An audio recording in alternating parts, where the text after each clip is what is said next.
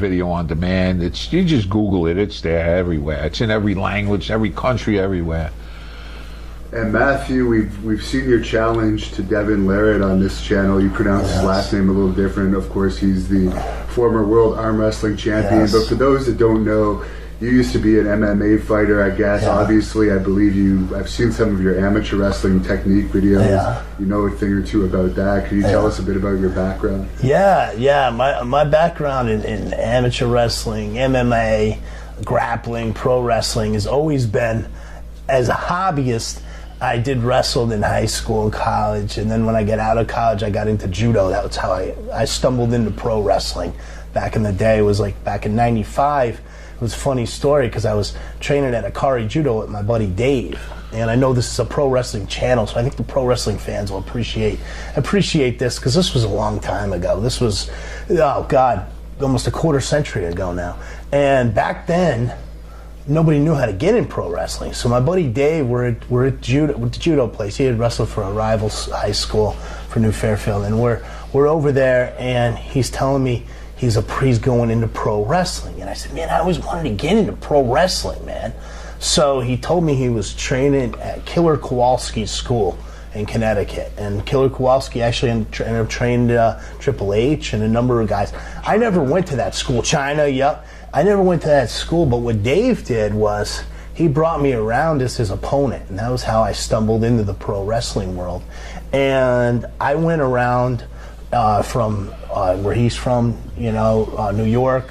We did City Island, the Bronx, down into Long Island, Jersey, Rhode Island, Massachusetts, Connecticut. And at that time, it was before the YouTube and internet explosion, so we pretty much did the same match every night.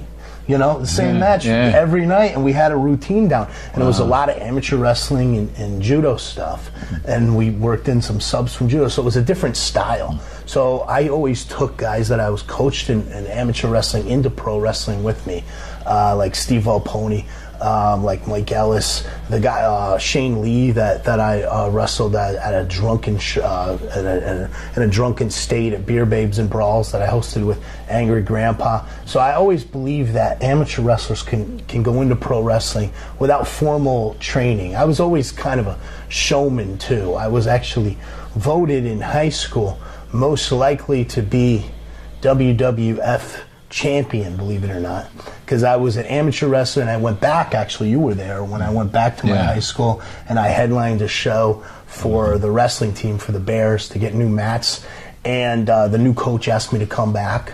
I had wrestled and coached there, but I was always known as a showman, and I brought that showmanship. So I think that I always tried to combine showmanship with amateur wrestling and judo and the pro wrestling world. And then MMA, I got into when I was on a severance. I was training in Virginia at an MMA school in Richmond, and then I got sent out to Austin, Texas, and got put on a severance at the same time because our company got bought out, and I started training with Kamal Shalarus and started competing, and competed a handful of times in the mixed martial arts. Got into coaching while I was at the tail end of my severance, and I coached a team called Capo MMA in Colombia. So it was always a hobby for me.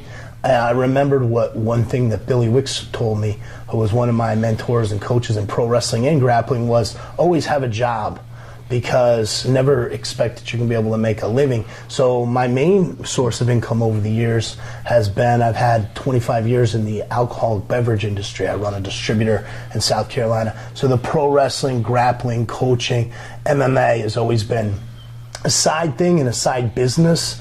I managed a number of guys. That's how I got to know Devin, was booking UFC Hall of Famer Stephan Bonner, who I was managing, and